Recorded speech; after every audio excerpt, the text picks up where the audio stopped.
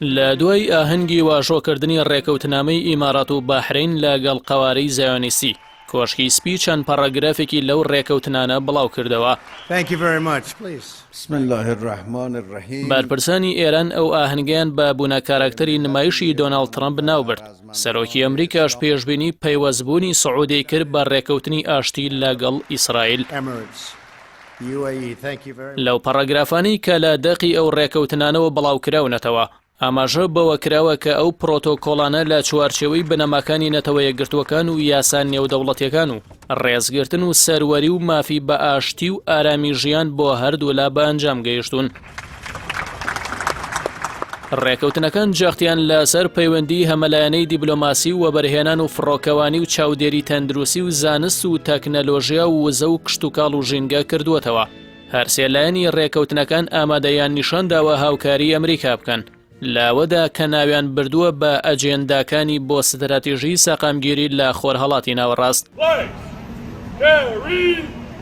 سەرۆکی ئەمریکا لە کاتی پێشوازی ناتانیاهۆ لە کۆشکی سپیدا جەختی لەوە کردەوە کە بە تایبەتی گفتوگۆی لەگەڵ شاسەلمان عەبدولعەزیز و محەممەد بن سەلمانی جێنشینی کردووە بۆ پەیوەستبوون بە ڕێکەوتنی ئاشتیەوە و بڕوای وایە ئەوانیش لە ڕێگەدان بۆ ئاشتی.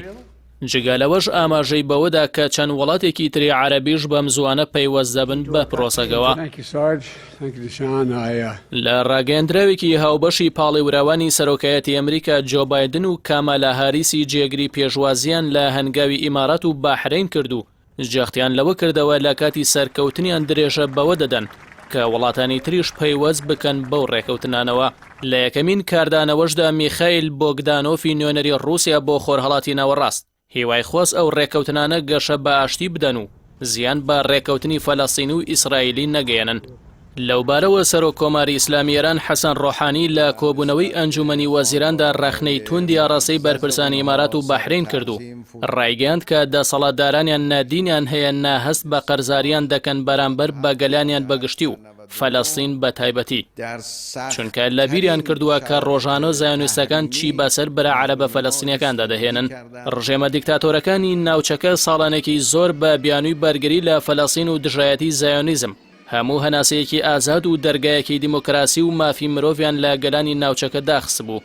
بەڵام دوای دەرکەوتنی ڕاستی پەیوەندیە شاراوەکانیان لەگەڵ بزوتنەوەی زایۆنیستی جیهانی ئێستا بە پاساوی پاراستنی بەرژەوەندی و ئاسایشی نەتەوەییەوە بە ئاشکرا ڕایدەگەیەنن کە کێشەی فەلەستین کێشەی ئەوان نییە و بە ئاشکرا خیانەت لە قودس و فەلەستین و تەنانەت دەستپێشخەریە عەرەبیەکەشیان دەکەن کە بۆ خۆیان ڕایان گەیاندبوو.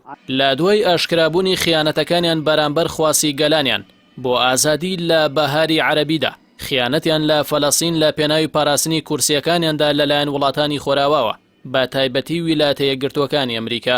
بەڵام ئەمریکا دەیەوێت بە سەرکردایەتی ئیسرائیل لە خۆرهەڵاتی ناوەڕاست پەیمانی ناتۆی عەرەبی بەرهەم بهێنێت بۆ خاڵیکردنەوەی خەزیانەکانیان و بۆ خۆی لە ناوچەکەدا پاشەک شەفکات.